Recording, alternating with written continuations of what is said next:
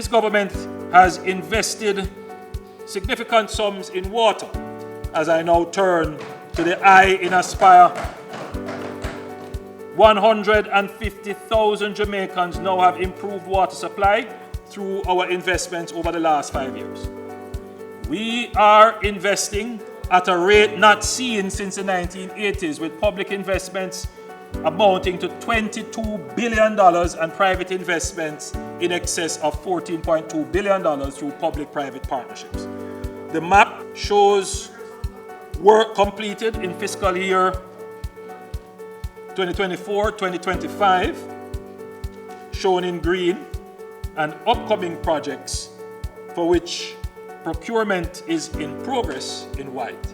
However, I would like to make mention of a few areas underwater. This is a $28 billion 3-year project which will commence in May 2025 and reduce water insecurity and non-revenue water, and involves upgrading 28 kilometers of main transmission lines from St. James to Trelawney and 37.5 kilometers from Lucy to Negril. On completion, it will benefit over 250,000 residents and business customers and catalyze development in the key tourism sector.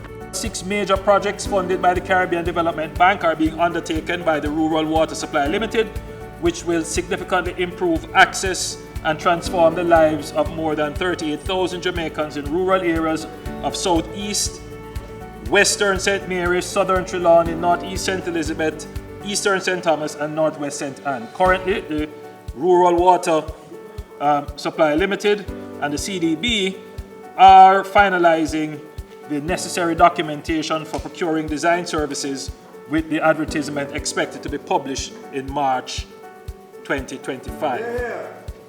The Greater Mandeville Water Supply Project, a $2.7 billion project, which is spread over 5 years. We are midway the 5 years.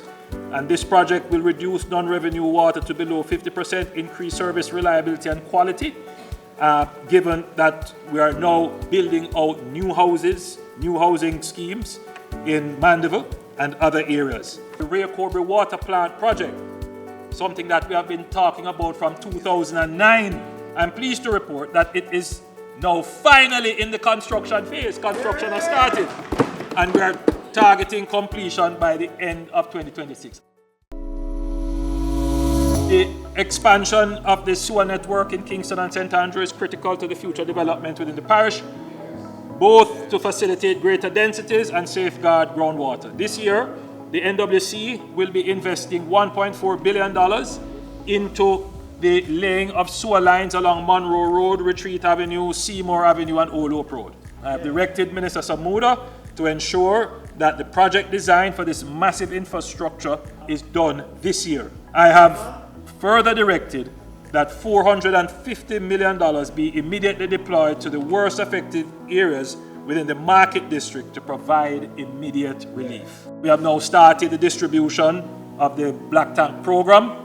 MPs are now collecting and distributing tanks in their constituencies. We hope that that can move very quickly to mitigate any impact of drought that may occur later in the year. In November 2024, I announced that the NWC would provide an amnesty to customers cut off from the utility for more than 6 months. The amnesty has benefited pensioners, PATH recipients, and members of the disabled community, with up to 100% reprieve and up to 50% for other categories of customers. As at March 14, 2025, over 21,000 customers had engaged in the process. Total reconnections so far are 3,271, with a further 5,135 awaiting reconnections. This has yielded over $207 million in revenues collected for the NWC, and that would have been uncollectible otherwise. We have also written off over $600 million of debt from those who most need it, restoring the supply of water and returning dignity to those households. This government is helping our most vulnerable. As such, I have instructed the National Water Commission to extend the program for a further 2 months. We do this because we care about the people.